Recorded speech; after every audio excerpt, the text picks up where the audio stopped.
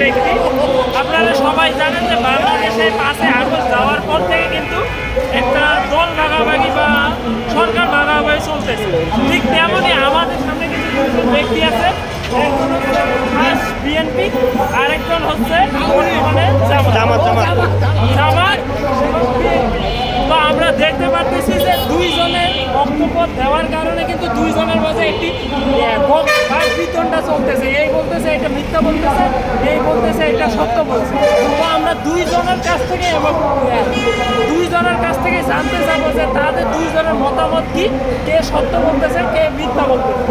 তো আমরা সর্বপ্রথম জামাতের যে প্রার্থী আছেন বা জামাতের যে সমর্থক আছে তার কাছ থেকে জানতে চাবো যে ইউনিট সরকারের আমলে আপনারা কেমন আছেন এবং নির্বাচনে আপনাদের আমলে কি হবে। আলহামদুলিল্লাহ, আমরা বর্তমান ইউনিট সরকার আমলে আমরা অনেকেই ভালো। আমরা দুর্নীতিমুক্ত চাঁদাবাজি এখনো হয় নাই, পুরোপুরি হয় নাই, তবে সরকারের সময় আমরা মোটামুটি বেশি অংশে ভালো আছি। আমরা তিনবেলা খাওয়া দরকার নাই, একবেলা খাই, হালাল খাই, তার শুক্রিয়া আলহামদুলিল্লাহ আমরা অনেক ভালো আছি। হ্যাঁ, একদম সত্য কথা যেটা বলতে চাই, একদম আমার মনে থেকে না, আমি দেখছি আওয়ামী লীগের আমলেও দেখছি এরশাদের। আমি এই ঢাকা শহরে 30 বছর, আমি এই ঢাকা শহরে 30 বছরের মধ্যে আমি এরশাদের পাইছি 2 বছর। তারপরে আমি আওয়ামী লীগ, বিএনপি যাই পাইছি, প্রত্যেকটা নেতা, প্রত্যেকটা নেত্রী এই দেশের দুর্নীতির সাথে সম্পর্ক হয়েছে। শুধু একমাত্র একটা দলই, সেটা হলো জামাত ইসলাম। এটা বাংলাদেশের জনগণ আসতে দেয় নাই। আমরা বাংলাদেশের জনগণের কাছে একটা রিকোয়েস্ট করছি, যার কাছে আমরা দুর্নীতি আশা করতে পারি না সেই দলটা হলো জামাত ইসলাম। আর এই দলটা কোনো সময় আওয়ামী লীগও আসতে দেয় নাই, বিএনপিও আসতে দেয় নাই, কোনো দল এই জামাতে আসতে দেয় নাই। কেন? এই জামাত যদি আসে এই দেশের দুর্নীতি, চাঁদাবাজি, এমনকি নারী পতাই এগুলো থাকবো, এই জন্য না থাকে। এই জন্য জামাত ইসলামে এই দেশে প্রতিষ্ঠিত হইতে এখনো কিছু রাজনীতিবিদরা দেয় না। দেখেন, আমার মূল কথা হইল বিএনপি থাকার অবস্থায় আমি যতটুকু জানছি, হ্যাঁ ভালো আছিলাম। তবে প্রথম যেই সূত্র দেখাইছে, প্রথমে একটা জিনিস হালকা একটা কুমিরা নেয়, যেমন সত্য কথাই বিদেশের থেকে মানুষ টাকা ইনকাম করে, বিদেশের থেকে মানুষ যায়, ওইখান থেকে বিদেশের থেকে টাকা ইনকাম করে দেশে করায়। এই প্রথম সূত্র কে দেখাইলো? এই বাংলাদেশের থেকে টাকা আগে কে বিদেশের মাটিতে নিল? আমি এইটা জানতে চাই। আর আসলে আমরা জামাতের এক প্রার্থীর কাছে শুনলাম যে দেশের টাকা বিদেশে পাচার করার প্রথম পথ দেখিয়েছেন বিএনপির নেতাকর্মীরা। বিএনপি সমর্থক যিনি আছে তার কাছ থেকে আমরা জানতে চাবো যে আসলে কি বিএনপি সর্বপ্রথম দেশের টাকা পাচার করে বিদেশে পাঠানোর পথ দেখিয়েছে? আমরা বিএনপিকে বদনাম করি না, কিন্তু কারণ পাঁচটা এটা জেল আদর্শ। কিন্তু কিছু কিছু লোকের কারণে বিএনপির বদনাম করে বিএনপিকে আগুন চলবো, বিএনপির বদনাম করবে তারা আগে গাড়ি করো, বিএনপিকে আগুন চলবো, বিএনপি বাকি তো দিয়ে যারা আমরা এই যে লোকে জামায়াত করে আগে এবং আওয়ামী লীগ করতো, আগে আওয়ামী লীগ থেকে জামায়াত করতেছে, মানে অনেক কিছু আওয়ামী লীগ থেকে জামায়াত করতেছে, তারা বিএনপিকে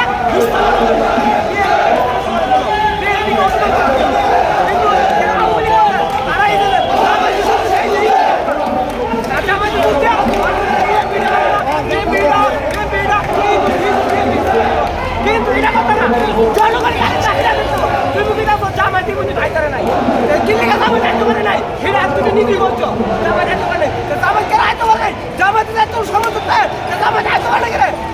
ইনশাআল্লাহ জামাত আগামীতে অবশ্যই আসবে, এই যে বলছে আমি আওয়ামী লীগ। শোনেন, আমার 14 গোষ্ঠী বিএনপি ছিল, আমার 14 গোষ্ঠী, আমার দাদা মারা গেছে সন্ত্রাস হয়ে বিএনপি করে, আমার বাবু এখনো বিএনপি করে, ঠিক আছে? আমার 14 গোষ্ঠী আর আমার বিএনপি, আমার 14 গোষ্ঠীর মধ্যে শুধু একমাত্র আমি সাদা জামাত ইসলাম করি।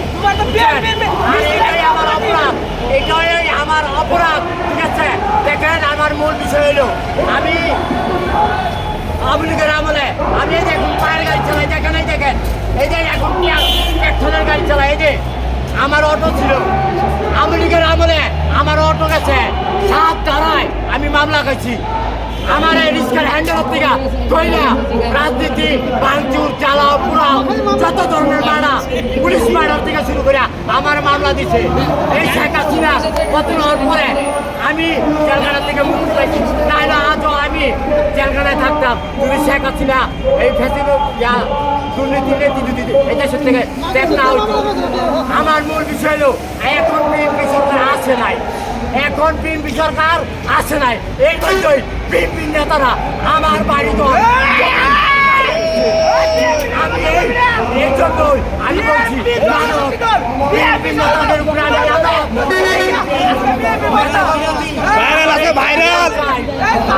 আমি তার মানে অনেক ভালোবাসি, কেন সে একজন ভালো একজন নেতার ছেলে, তাই আমি সব নেতার উচিত তার মধ্যে আমি দেখতে পাই। তাই আমি তারেক রহমানকে বলছি এই পদক্ষেপ এই বিচার আপনার এই জনগণ আর এই নেতার এই আদম এই নেতার প্রতি আপনি যদি বিচার না করেন, আড়াইহাজার থানা 7 আসনের এই একসময় সেই মেম্বার ছিল, এখন সে সোনাকান্দা সে পরিকল্পনা ছাড়ছে সে ভবিষ্যতে আবার মেম্বারতে দাঁড়াইব। তবে আমি বলতে চাই আমাদের আড়াইহাজার থানা নারায়ণগঞ্জ এই 7 নম্বর ওয়ার্ডের যেই নেতাবৃন্দ আছে বিএনপি কর্মকর্তা, এই বিচার যদি আপনারা না করেন তাহলে আমি এই দেশে সময় চলে যাবো।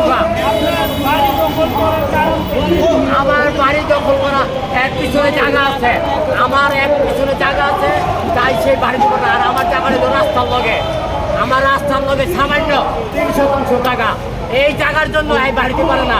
এই বাড়িটা সহকারে হ্যাঁ আমার আত্মীয় শুধু আমার না দিকে আমার উচ্ছেদ করে দূরে এই বাড়ি করা আপনার কাছে আমার আসলে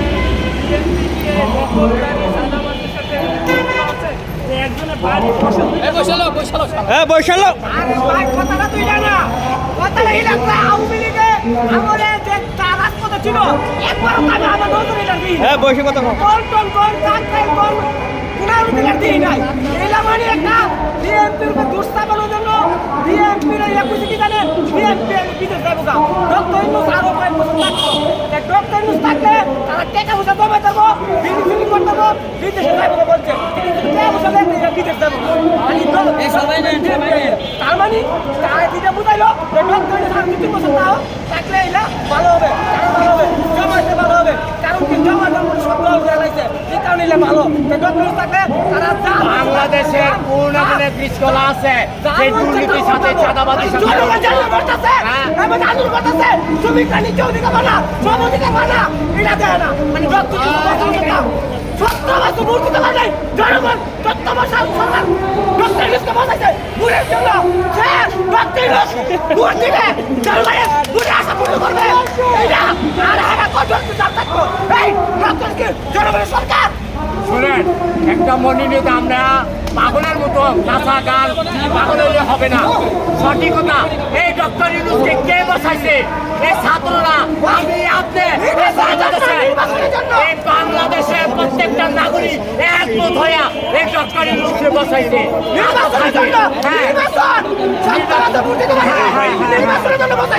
নির্বাচন হবে তবে একটা সংস্কার হওয়ার পরে, এর আগে নয়, সংস্কার হওয়ার পরে। হ্যাঁ সংস্কার এতে এখনো সময় লাগবে, এখনো অনেক সময় লাগবে, কমপক্ষে হলো আরো 2 বছর সময় লাগবে। আমি বাংলাদেশের